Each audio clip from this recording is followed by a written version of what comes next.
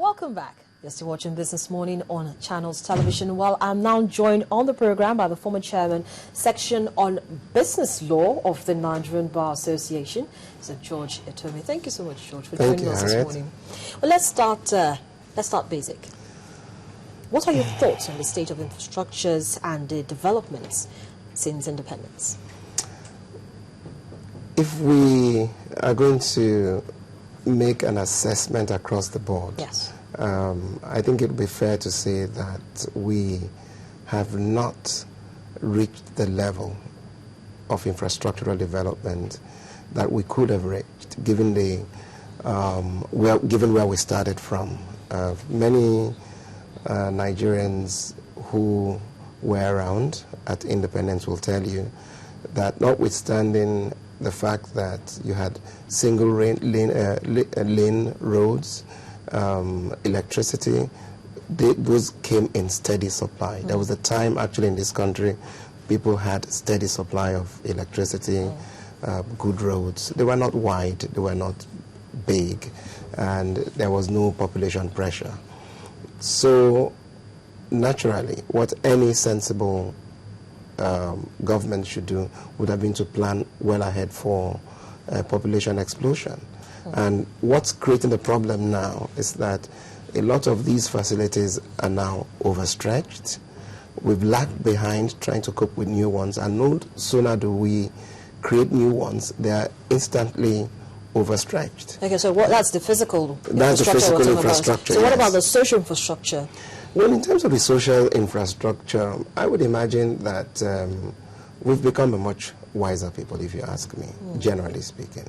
And I think everywhere you go in the world, they will tell you that if there is any set of Negroids who are self-confident, who know what they want, it's Nigerians.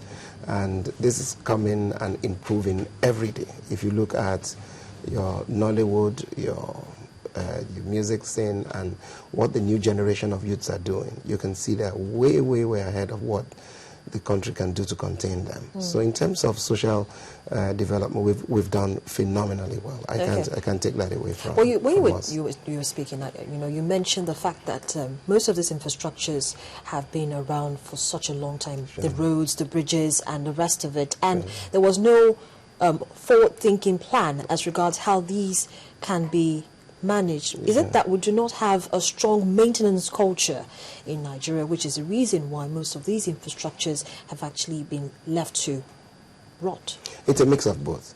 I think we all know we don't have a strong maintenance culture. We know that. But critically, forward planning is also not part of our strength. Even though we have had several development plans right from the days of Go-On till now. Let me say glitches caused by intervention of the military, total departure from policies pursued by your predecessor, because everybody starts afresh as if nothing happened before they got in there. So it has created dislocations in the implementation of any of these rollout plans. So which is why you find too many abandoned projects, because the new JAP doesn't understand how it came about in the first place, doesn't think it's his own priority, so he starts a parallel project in that area. And what you then have is a mishmash of collapsed infrastructure based on roads that, if we look at roads, for example, that are overstretched, then new roads that are incomplete, because before the man who started it could complete it is out of office. Then the next man who comes in tries again, nothing goes wrong. So the whole, look at the Lagos-Ibadan Expressway. I give that often as an example at Ife. I was in Ife when those roads were done. They were masterpieces. And you just wonder why 30 or 40 years after, it's the same roads we're using. You totally collapsed. You actually mentioned the fact that sometimes these projects don't get to completion because the man who actually started it doesn't stay long enough to complete it. Is it that the plans that are actually put in place are short-term plans, meaning they don't roll over? For instance, we know that for for budgeting process right now. There's this medium-term expenditure framework, fiscal strategy that this administration has been trying to put in place since it started, and it's a rollover plan. We also know that the Securities and Exchange Commission has also come up with a plan like that, a 10-year master plan to ensure that the capital market gets to where it's supposed to be. So why can't this also be implemented in terms of how we want our infrastructure to be? Why can't rollover plans actually be put in place to ensure that the next man who comes in knows that there's a plan in place and follows it through?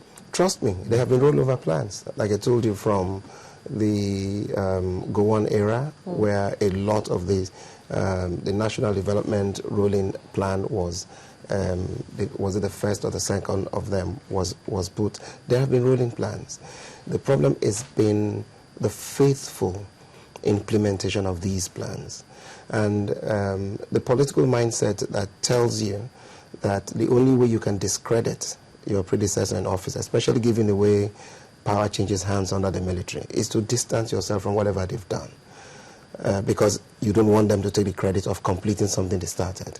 So that sort of political mindset then makes you abandon it, and then you start something new.